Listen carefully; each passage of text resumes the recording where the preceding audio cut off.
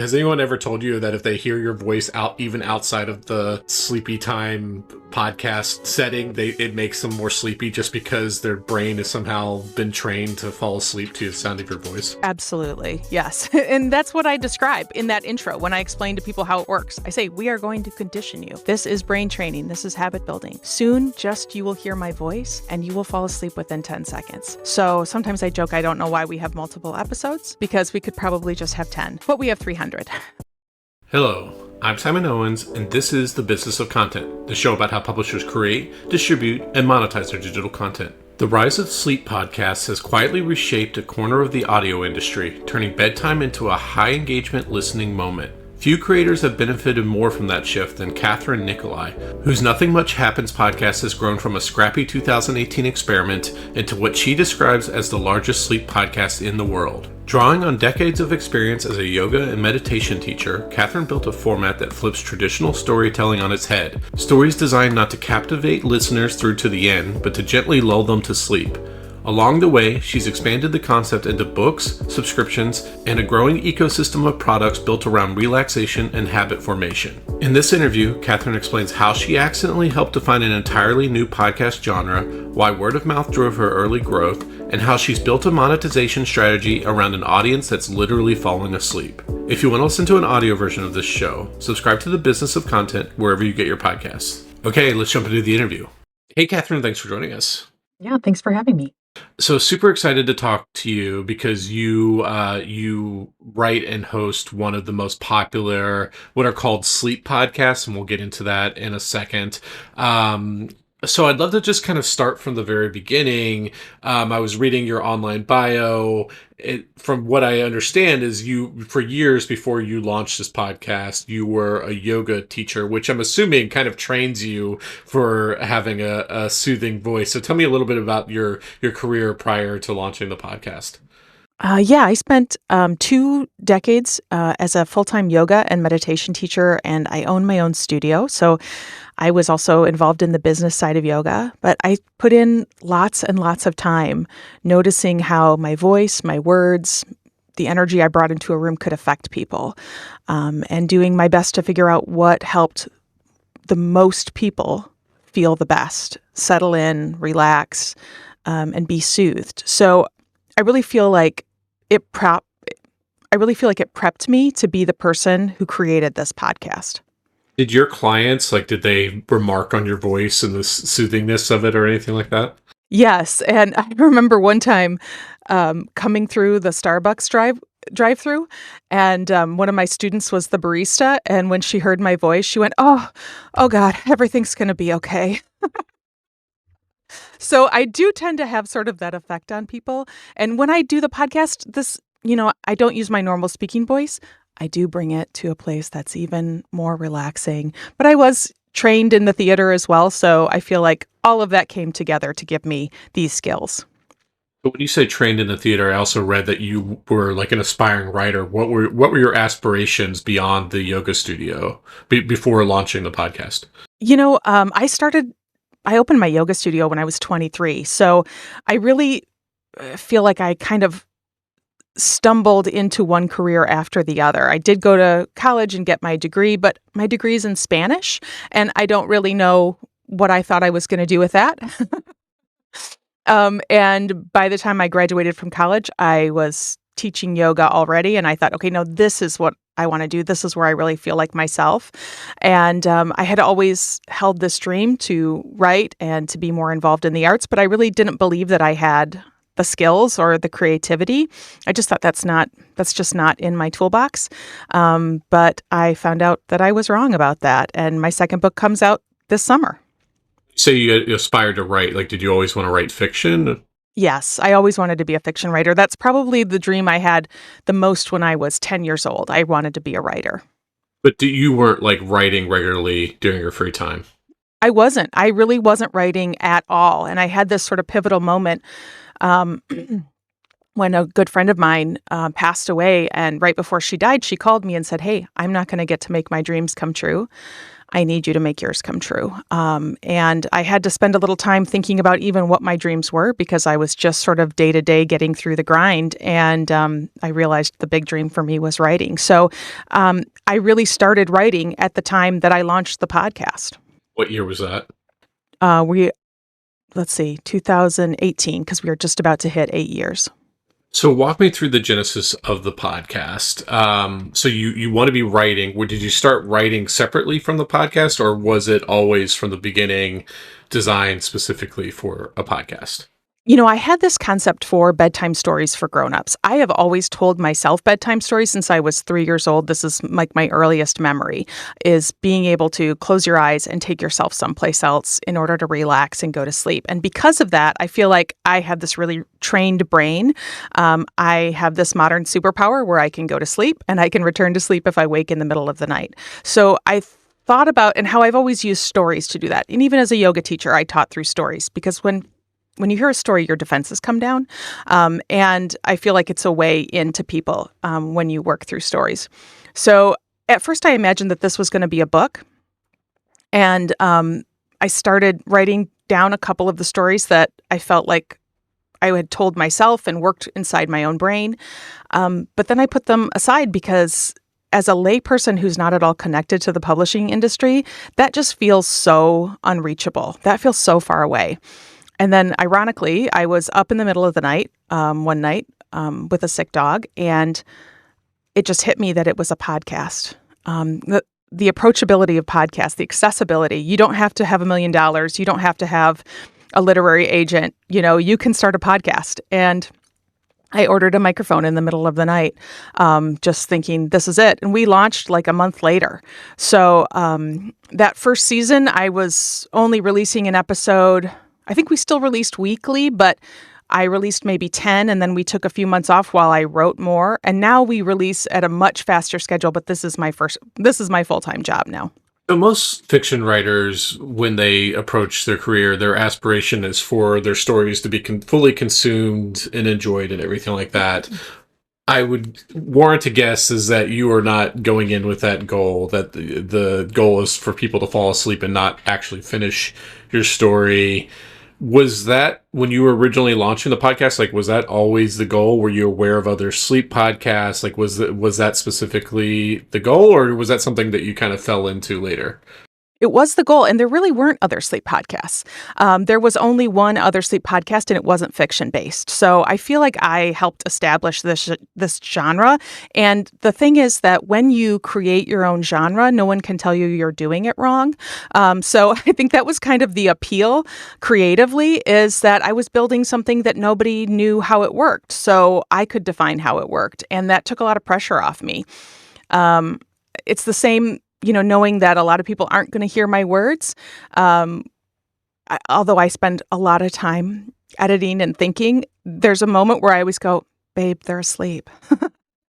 And I write for myself in those moments. Well, how does that make you feel, though? Like, in terms of, like, I'm just fascinated from, like, the creative fulfillment part of knowing that they're not going to finish the story. It is tricky. There are hardcore fans who hear every word I say, and who even, have strong opinions about the direction these things should go in. So I know that they do get heard, but like this new book that's coming out this summer, that was a moment where I really needed to stretch my creative muscles a bit, because I needed to break out of the thing that I built for myself, that I needed to be actually heard as an artist and not just background noise. So although I'm super, super happy that what I created works exactly like it says on the label, it is a little hard sometimes to strive and have an idea and bring it to life and know that a very small percentage of the people who consume it will actually hear it. So you launched it in like 2018, you said? That's right. So walk me through, did you, like, that first episode, was it written down, or were you just kind of doing what you normally did when you were growing up, like where you just started telling a story? No, it was definitely written down. And I feel like this is I was prepped through theater and through being a yoga teacher. You don't go in blind to these moments. You're prepared for these moments.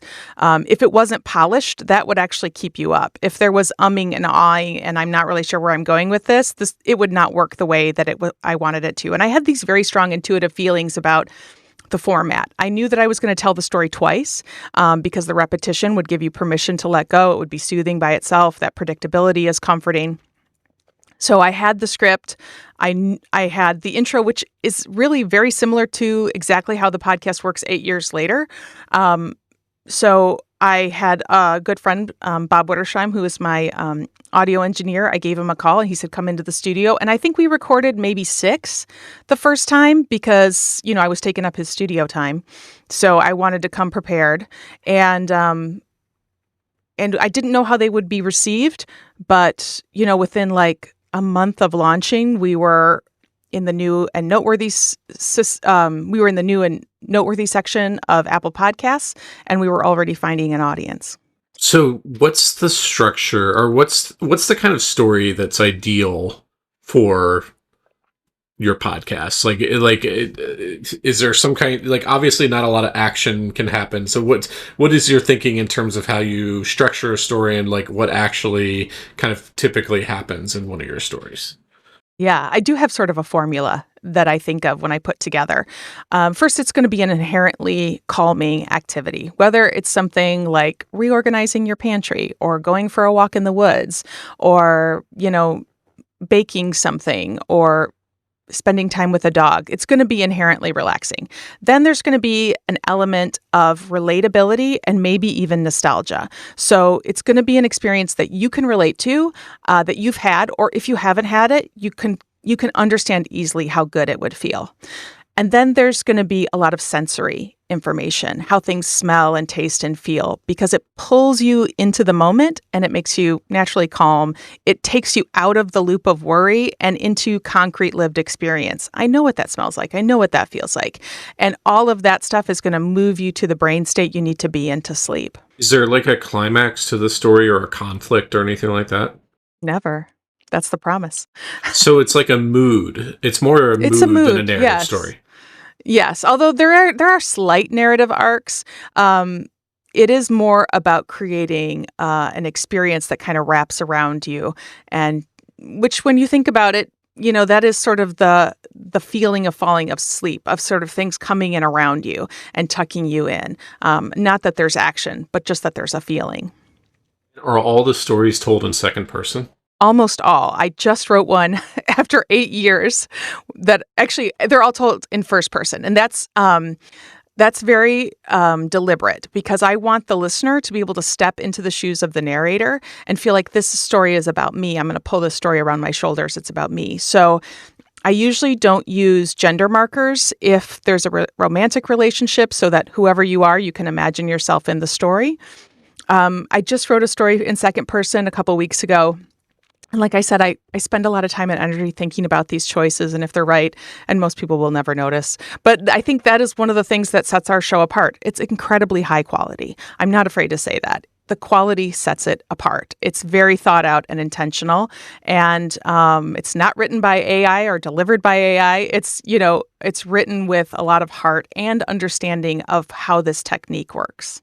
I've had a decent number of podcasters on, and they kind of fit into 2 categories. One is kind of the more like word of mouth type of growth, and the other is like almost what I would term as search engine optimization, is that they solve a specific problem and people are literally going into the Apple Podcast app or Spotify and they're typing in, that problem. Like, for instance, like I have a friend who has a polyamory relationship podcast, and when she started, she was literally like the only person who was running one of those podcasts. So people were literally going in and typing polyamory, and she had huge explosive like audience just because that was it. Like, I would assume that a lot of your early growth, like you mentioned that you were on the new and notable podcast, but a lot of people were just like had a problem where they needed to fall asleep and they were going in and searching for that. Would that be accurate to say is how like a lot of the early discovery happened? I don't think at the beginning, because sleep podcasts weren't a thing then. So people didn't know that they could search for that. And also,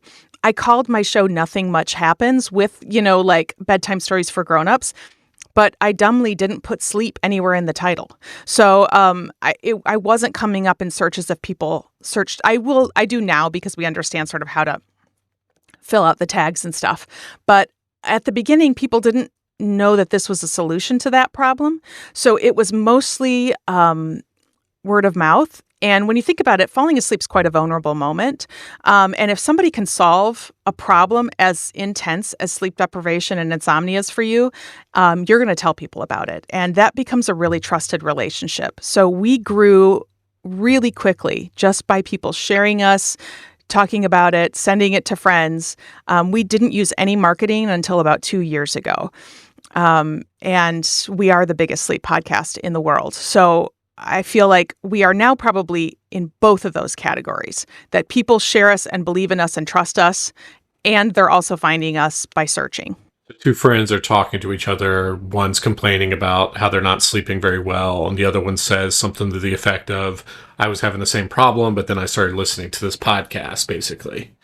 Yeah, and also think about like forums, like you're chronically ill and you haven't had good sleep in years, and now you're sleeping and you're going to share that in your forum on Facebook, and thousands of people are going to see, hey, here's an actual solution to a real problem I have. To me, that was always the success of my show, is finding a real need and filling it with something truly quality and that really works. I think as soon as my show stops doing what it promises, that's when it stops being what it is. And I never intend for that to happen. What did the growth trajectory look like? I was reading an interview with you, and you said you have like 200,000 downloads a day and 200 million, something like 200 million lifetime downloads. What did that look like, like in terms of like a line chart from 2018? How quickly did that grow? At the beginning, I remember, I would see like 60 downloads and 100 downloads. And, then all of a sudden it was 1,500 downloads in a day. And it just maybe over the first 3 months, it started to get to thousands of downloads a day. And I'd say probably about a year in, it started to be, I don't remember the numbers, but it grew by more than double, and then doubled again. And even in the last year or so, it just continues to grow. So, but I signed a deal for my first book in 2019. So the show was only a year old, and I think I had 10 million downloads at the time the show was a year old. So I think that was one of the things that helped me sign those deals. And now, we just a couple months ago passed 200 million. How did you start monetizing the podcast? We'll talk about the book stuff in a minute, but like just directly the podcast itself. It's a tricky thing because, like I just said, if it doesn't do what it says it's going to do, people aren't going to listen. And putting ads into a podcast that is designed to put you asleep is tricky on a couple different levels, right? Both for the companies that want to advertise, they're maybe not that interested in advertising on a show where people are barely listening. And the people who are trying to sleep don't want to hear ads because they're there for a different purpose. So we did start having ads, and they were only delivered in my voice and in my cadence, so that if you were asleep, because programmatic ads are very jarring. Like they're very jarring. Loud. Yeah. Yes. And so we kept it to pre-rolls in my voice. And I did have a couple episodes where I just had to explain to people how podcasts work, because a lot of people just didn't understand, that I remember somebody sending a real nasty gram to me about, I heard you have 10 million downloads. You must be making so much money. And I wrote her back and said, did you pay anything for it? Because if you didn't, how do you imagine I'm making money? It's free, babe. So there's a little bit of educating your audience about just the nature of podcasts. And if you'd like this thing to continue, we do have to make money somewhere. And then about maybe 4 years ago, we came out with a premium option, which has bonus episodes, super long episodes, and is completely ad-free. And that continues to be like one of the strongest engines for monetization for us. It's such a good fit for so many users. So we have that. We do have programmatic ads now, but we still have rules about them. They only start 8 episodes back. So the most recent 8 episodes, you're never going to hear a programmatic ad on, but if you dive deeper into the catalog, you will. There are pre-roll or what we call a mini mid-roll, which is only past the intro, which is about 5 minutes long. So once I start telling you the bedtime story, you won't be interrupted again. But most people at that point, they're either asleep or they're willing to spend a dime a day to have a different experience. And then the advertisers, at least the ones that I heard, they're like sleep aid, like it's related to the problem that you're solving, right? It's a lot of sleep aid type stuff. It's not necessarily sleep aid all the time, but a lot of like care and wellness. And, here's the other side of this. When people sort of say, well, why would we want to advertise on a podcast where people are falling asleep? I again have to explain the level of trust that my listeners have in me. They trust me so much because I have proven over 8 years that I am protective of them. And it is a vulnerable moment. They are trusting me as they are falling asleep. And as they're falling asleep, they don't have their phone open in front of them. They don't have their attention divided. They're listening completely to what I am telling them. So that is actually a prime moment for me to tell them about your brand. And I don't tell people about brands that I'm not interested in or that I don't believe in. So I want to maintain that relationship of trust. So a lot of advertisers have found that it's actually a really great time to talk to people because their attention's not divided and they're listening to a voice they really trust. Do you find do you use like an ad network? Yes, I'm with Wellness Loud. They're our network. So I was listening to a recent episode and I was like 7 minutes into a 27-minute podcast. And I was like, wow, the story hasn't even started yet. Like, it was like literally like ads and then you talking about the concept of what the podcast is. And I was thinking if like this were for a normal podcast, I'd be getting like really annoyed right now that I'm like haven't gotten to the meat of it. But I'm guessing that like what better to put you to sleep than an ad. So like I'm wondering if you have more leeway to not get into the story right away because like the whole point is because you're speaking through this whole thing, you're speaking through a soothing voice, you're telling them about brands, you're talking about the concept of the podcast. Like what's your thinking there? The thinking is I never write the intro with the idea of the ads in mind. They're not baked in, so I don't know how long they are. So that's not part of my equation. But the intro has remained the same for 8 years, and I find that changing anything throws people off.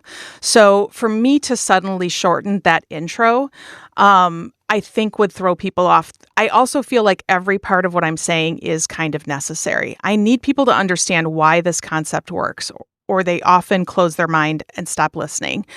I need people to understand things like how they're going to take a couple deep breaths. I need to walk them through what I call the tuck-in process. I think if we just started right into the story, I don't think we would have the same results. At least that's what I base it on after 8 years of experience. I understand that people probably don't want to listen to all those ads, and that's why premium is only 10 cents a day. At a certain point, you have to incentivize people to support you. And if the free experience is completely pain-free, there's no way to incentivize them to do that. I don't love the way that feels as a creator, especially a creator who's so heart-centered. But that is just the reality of it. So sometimes I do get angry emails from people who say, why was it 5 minutes before the story started? And all I can say is, this is the nature of podcasting. I didn't design this system. I wouldn't have built it this way, but this is the way it's built. And you have a fast-forward button, so please don't get so angry with me for something you're listening to for free. So I want to talk about the premium part, but first I want to talk about your book deals. Can you talk about how that came about? Like, it was that something that because of the popularity of the podcast, like book publishers started reaching out to you, or how did that whole dynamic work? I was proactive about that, which has been the nature of my career. I have an idea, I go searching for how I'm going to get it solved. So I knew right away that I wanted to write a book based on the show. And so I reached out to people and said, I really need to find a literary agent. I need help. I was with a network at the time that helped me get connected to an agent. We wrote a book proposal. We sent it out. I remember her saying, it'll probably be a month. Go do something else. I won't give you the play-by-play. She called me back 48 hours later and she said, you need to buckle up. There's so many offers coming in. We sold the book in over 30 countries. It went into like multiple auctions in multiple countries. So it was a really exciting turn of events and so fun to create that and bring it to life. It unfortunately launched in November of 2020. So it was right when the election happened in the year that everything ended. So it was really hard to get press for it. It still did really well. But I think because I couldn't do a press tour, because I couldn't, do all these things, it didn't go quite as well as I wanted it to go. But I'm really proud of that book. And then it led me to write my second book, which comes out this summer. But tell me about the books themselves. So you're primarily known for among your podcast listeners as a sleep podcaster. What's the difference? Was the book supposed to be a more traditional story? Like what was your goal with the book? Book is exactly like the podcast. It holds bedtime stories for grown-ups. So let's say this system works great for you. Stories help you fall asleep, but you don't want to have your phone near you. Awesome. Let me give you a paper book that's beautifully illustrated. It had 52 stories, one for each week of the year, and it goes through the seasons. It was illustrated by an artist named Léa Lepiver from France, and it had recipes and meditations and sort of extra care practices built into it. And I always say, like, it's the perfect thing to put, like, in your guest bedroom. If somebody can't sleep, I think it should be in every hotel. It's a great gift, So it was just like a really beautiful paper version of the show. And how does the marketing happen for the show, for the book? Like, is this something where you're kind of expected to like heavily promote it on the podcast? Like, how does your publisher kind of position you in terms of like leveraging your celebrity to sell the book? Back in 2020 or with the new one? I would say both. Like, let's start with 2020. Obviously, you couldn't go on a book tour, which people would probably, since you have such a huge fan base, would love to come out and see you in person. Yeah. So what were you doing in 2020? I think, if I can remember, it was mostly trying to land print interviews, and I did maybe 3 days of radio interviews. We did talk about it on the podcast, but I don't think we were even able to land as many interviews as we had first hoped because there was no room in the news cycle. Nobody was talking about anything but the pandemic and the election, and I understand why. So there really wasn't room for me. We did have quite a large tour plan. I was even supposed to go to Australia and the UK. This year we're planning, we're sort of just in the planning stages right now, but I think I'll actually be able to come out and see my listeners, which is great, do some pop-ups and get to meet people. What's the new book called? It's called On the Street Where You Live. And so when does that come out? That comes out July 28th. July 28th. So you still got a little ways to go. So the plan is that you might go on the road like after it already comes out? I think before. So we're just in the planning stages right now. I'm sure I'll do a bunch of interviews and then hopefully do a little mini tour. How do you interact with your podcasts or your podcast audience? Like, obviously there's the podcast itself, but have you gotten people onto an email list or anything like that so you can kind of alert them when you're going to be touring or anything like that? Yeah, we have quite a large newsletter list and our Instagram and Facebook and all of that stuff. We're also in the middle of building a community app so that we can connect with people a little closer. One of the big things that I've noticed from our listeners is they want more. They want more than just a sleep tool. They want help with anxiety. They want help with feeling connected to a community. All my stories take place in a shared universe that I call the village of nothing much. And a lot of people say, I want to live in that village. I like the way people treat each other. I like the way that it feels in this place. And obviously we can't make that happen in real life, but could we make it happen on an app? Maybe we could bring people together and communicate with them. And all the feelers we've put out so far is a lot of interest. So that's going to launch within the next couple of months. And people will be able to connect a little bit more with me and with each other because they find they have a lot in common. I had one of the people behind, I think it's Yoga with Adrienne. I think it's like a YouTube channel with like 20 million subscribers. Obviously, there's a huge audience there. You have a yoga teacher background. There's also a lot of meditation apps. I think you have a meditation podcast as well. Can you talk about like, are you diversifying beyond just the sleep area into other areas as well? Yes. So, the concept is sort of keep giving people what they need, but just meet them where they are in different places. So, a lot of people told me, your stories are so soothing. They help me so much, but I can't actually hear them because they knock me out. So, we created a daytime version of the show that a lot of people listen to when they're on their commute or when they're grocery shopping. It's called Stories from the Village of Nothing Much, and it comes with a soundscape and a less soporific voice so that people can listen during the day. A lot of times people tell me this is a great one for picking up my kids. Everybody's wound up and we listen and we all sort of regulate together. And then my meditation podcast is called First This. I don't monetize that one. That is just an act of service from me because I spent so many years as a meditation teacher and I have a lot of knowledge in that area, and I find that for a lot of people, meditation feels complicated or far out. It doesn't need to. It can be really simple. So it's a guided 10-minute practice, very down to earth. But, we're going to keep diversifying in that way with whether it's going to be TV. And, a lot of people are already using TV to fall asleep, but the content is not bespoke. It is not designed for that. Maybe it doesn't lead to the best sleep.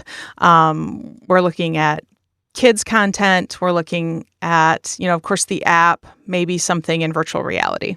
You know how like yawns are contagious, like, and there's also like classical conditioning. Has anyone ever told you that if they hear your voice out, even outside of the sleepy time podcast setting, it makes them more sleepy just because their brain has somehow been trained to fall asleep to the sound of your voice? Absolutely. Yes. And that's what I describe in that intro when I explain to people how it works. I say, we are going to condition you. This is brain training. This is habit building. Soon, just you will hear my voice and you will fall asleep within 10 seconds. So sometimes I joke, I don't know why we have multiple episodes because we could probably just have 10, but we have 300. That's interesting. So you actually get better at your job the more someone listens to you because it starts conditioning them to fall asleep at the sound of your voice. That's amazing. Yeah, it's sleep training, right? It is a kind of conditioning. So I always tell people, again, in that intro, I'm saying, if you're new here, have some patience. It might take a month or so of regular use for this to really sink in and become this conditioned response. But the more you use it, the better it works. So tell me about your subscription. So like obviously podcasters are always kind of torn. Do they go through a third party system like Patreon, where they get a higher cut of revenue and where they can kind of control the distribution a little bit more across all podcast apps versus using the native apps like, Apple Podcasts subscriptions where it takes a higher cut of revenue, but it's natively built within the app, so the friction is less and it's easier for people to subscribe, and they already have their credit card uploaded to Apple. Which approach did you use? We kind of went both ways. We started with supporting cast. When we first started maybe 4 or 5 years ago with the premium option. I really like supporting cast. They're very supportive of the content creators. It's a very easy to use system. And then we added in Apple Premium maybe 2 years ago. So we kind of cover all the bases. If, like you said, you're there, it's late at night, you don't want to go get your credit card and you could just push subscribe on Apple, then we're going to be there for you. Maybe you're a Spotify user.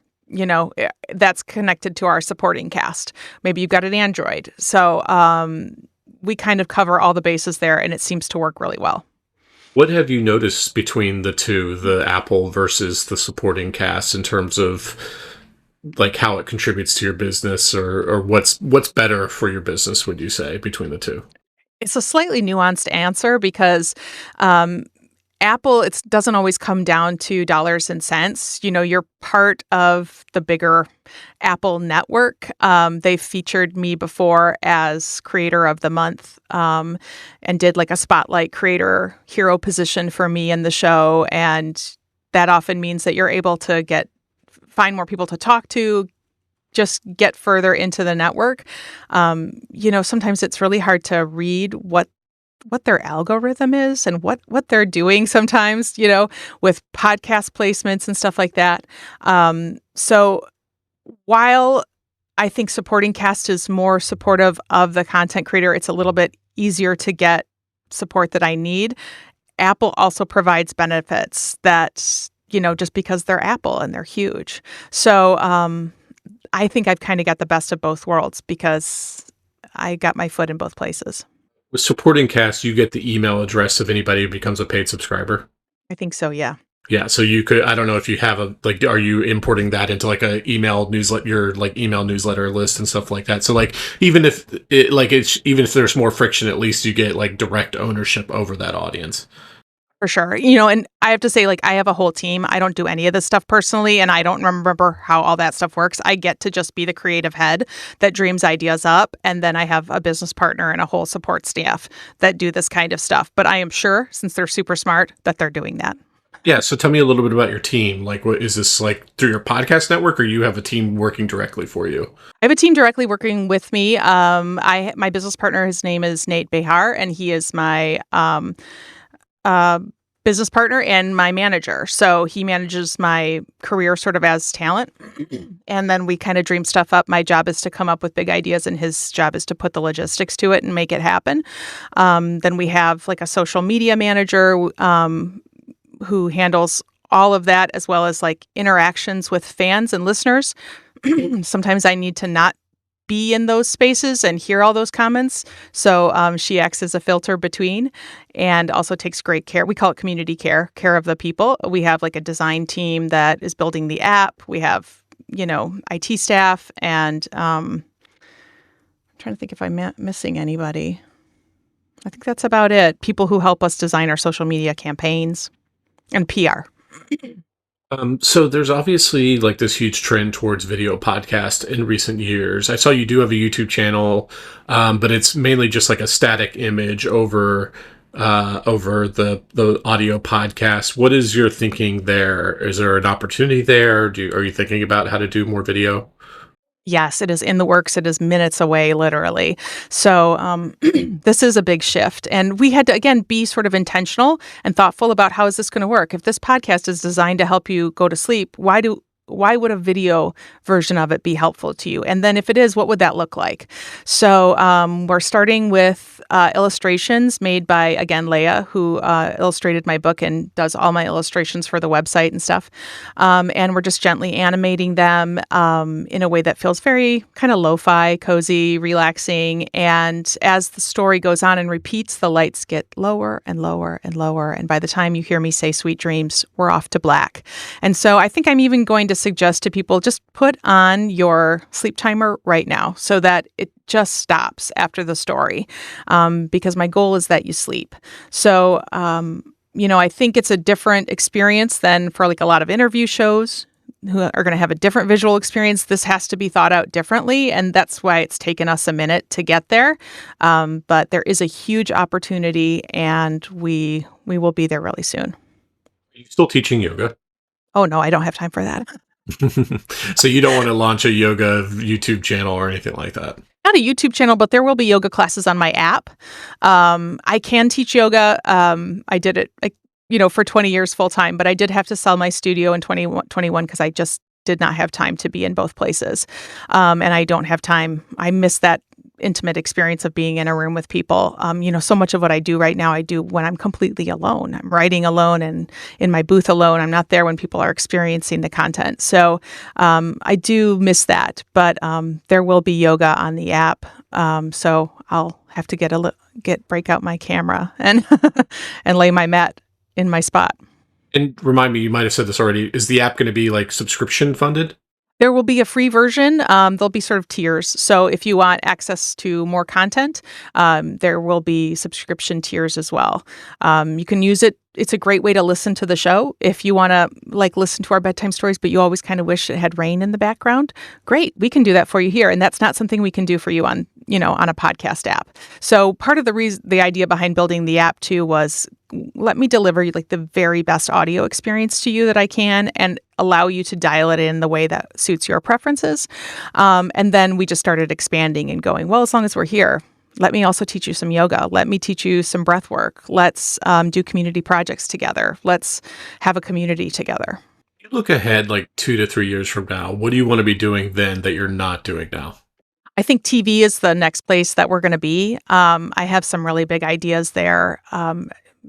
I've definitely a TV show that I feel like, just like there wasn't a sleep podcast genre when I started, there's not sleep sleep content on TV. And I think at any minute it will happen. And I think I'm the person to do it. I feel like I understand completely how this works.